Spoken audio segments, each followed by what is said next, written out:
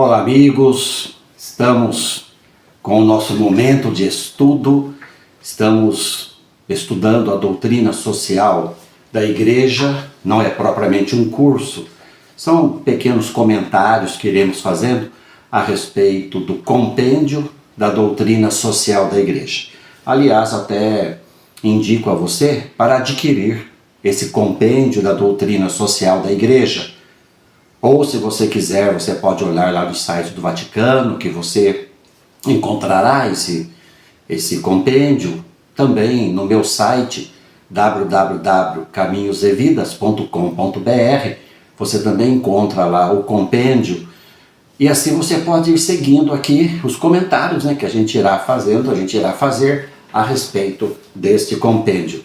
Algo bom para a gente conhecer, porque em geral nós conhecemos muito a doutrina da igreja, a doutrina teológica, o ensinamento sacramental da igreja, mas sabemos muito pouco da sua doutrina social. Daí então essa minha intenção de fazer esses momentos ali, coisa de 10 minutos mais ou menos, a cada semana, para a gente comentar o compêndio. Foi feito já um primeiro vídeo, um vídeo introdutório a essa temática sobre o compêndio. Você encontra esse vídeo introdutório também lá no meu site, www.caminhosevidas.com.br. Dê uma olhada lá, um pouco a história do compêndio, as diversas partes do compêndio. Compêndio, estamos vendo a sua primeira grande parte, que são os dados fundamentais da doutrina social da igreja, a base bíblico-teológica e eclesiológica da doutrina social. Estamos vendo o capítulo 1, que é o desígnio do amor de Deus a toda a humanidade.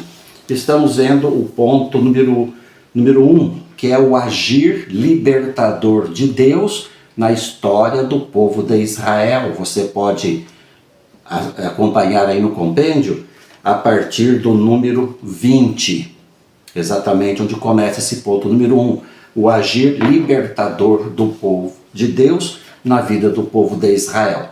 Nós já havíamos comentado na semana passada o número 21 e estávamos ali no número, aliás, os números 20 e 21 já havíamos comentado e havíamos parado exatamente na parte que fala dessa experiência que foi fundamental para o povo de Israel, que foi a experiência da libertação do Egito, e que encontramos no livro do Êxodo, capítulo 3, versículos 7 a 8.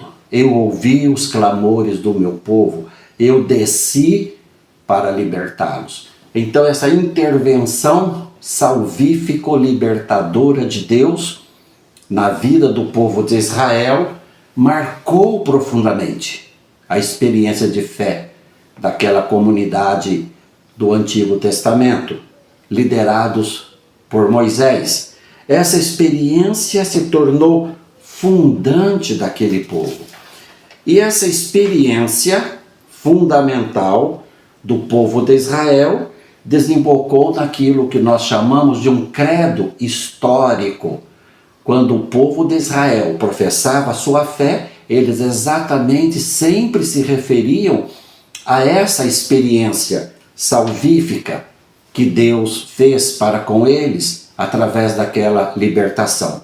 Nós temos o nosso credo que rezamos, seja o símbolo apostólico, que é o que a gente reza em geral nas nossas liturgias, creio em Deus Pai Todo-Poderoso, Criador do céu e da terra, como nós temos também o símbolo niceno-constantinopolitano, um pouco mais elaborado, que rezamos nas grandes solenidades, creio em Deus, Pai Todo-Poderoso, Criador de todas as coisas visíveis e invisíveis, e vai por aí.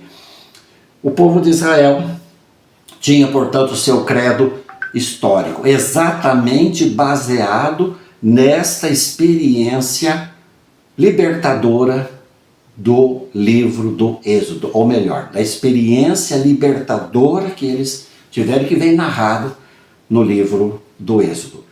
Esse credo histórico nós encontramos no livro do Deuteronômio, capítulo 6, versículos 20 a 25, como também no capítulo 26, versículos 5 a 9, que é o que eu vou ler aqui. Se você tem a sua Bíblia, você pode também depois lá ver as duas citações. Eu vou ler aqui 26, 5 a 9. E tomando novamente a palavra, dirás: meu pai era um arameu errante, que desceu ao Egito com um punhado de gente, e ali viveu como estrangeiro. Mas ele tornou-se um povo grande, forte e numeroso. Então os egípcios nos maltrataram e oprimiram, impondo-nos uma dura escravidão. Clamaram então ao Senhor, Deus de nossos pais, e o Senhor ouviu nossa voz e viu nossa opressão, nossa fadiga e nossa angústia. O Senhor nos tirou do Egito com mão forte e braço estendido, no meio de grande pavor, com sinais e prodígios, e nos introduziu neste lugar, dando-nos esta terra onde corre leite e mel.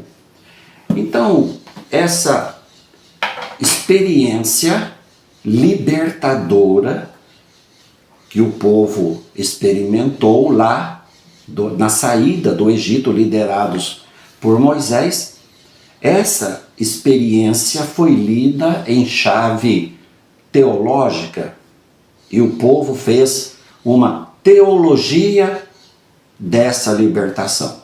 Uma teologia dessa libertação, que foi uma libertação política da casa da escravidão, liderados por Moisés. Essa libertação política foi lida, interpretada para o povo em chave teológica, como vemos aqui nesse credo histórico, nesse capítulo 26 do Deuteronômio.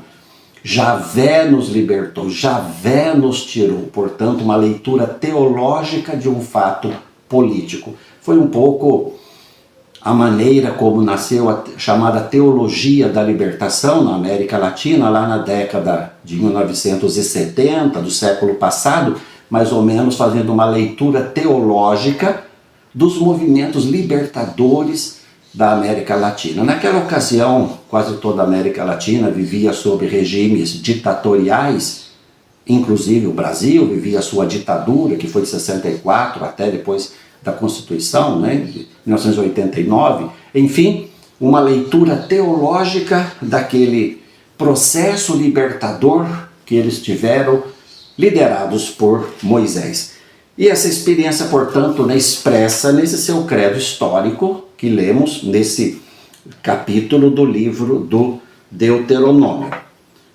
Aqui o compêndio, no número 21, ou melhor, no número 22, se você tem, você pode acompanhar aí, diz: a gratuidade do agir divino, historicamente eficaz,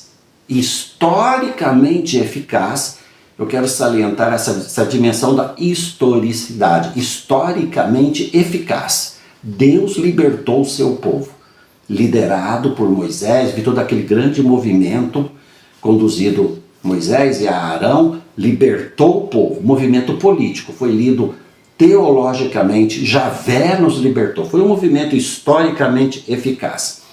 Esse movimento, diz aqui o número 22, acompanha constantemente o compromisso da aliança proposta por Deus e assumido por Israel, lá no Monte Sinai. E essa aliança depois vem colocada em 10 cláusulas, que nós chamamos de 10 mandamentos, ou chamada ou decálogo, ou 10 palavras. Diz aqui o número 22, a existência moral é resposta à iniciativa amorosa do Senhor.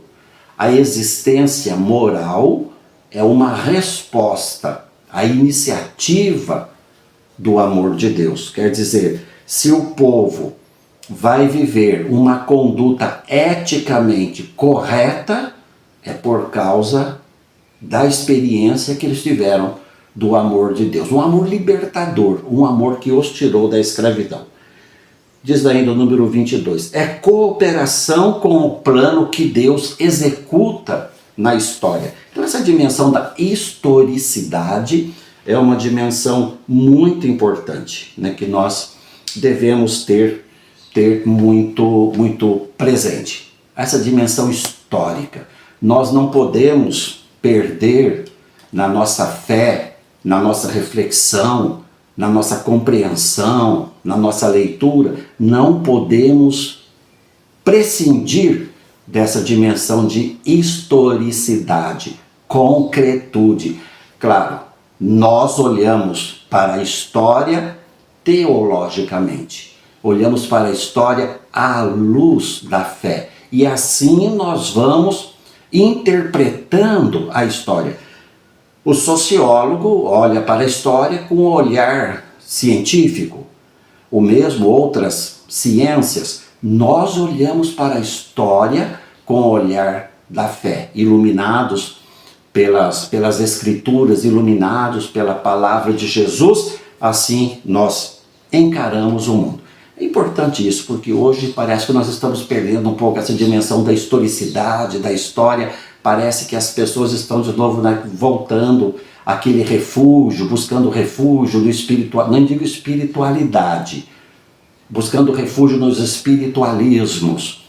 E vamos perdendo essa dimensão da historicidade da fé que nós temos presente na história do povo de Israel, no início da fé do povo de Israel, que nós temos presente também na nossa história, porque a vida cristã exatamente se dá a partir da encarnação de um Deus que vem para a nossa história, de um Deus que entra no tempo, de um verbo que se faz carne e vem habitar entre nós. Mais para frente, daqui a alguns números, nós vamos falar sobre exatamente isso, a encarnação, Jesus, a presença de Jesus. Portanto, toda essa dimensão da historicidade, tão importante para o povo de Israel, nós precisamos resgatar, olhar a história, olhar a vida, à luz da fé, à luz das Escrituras, e tentar responder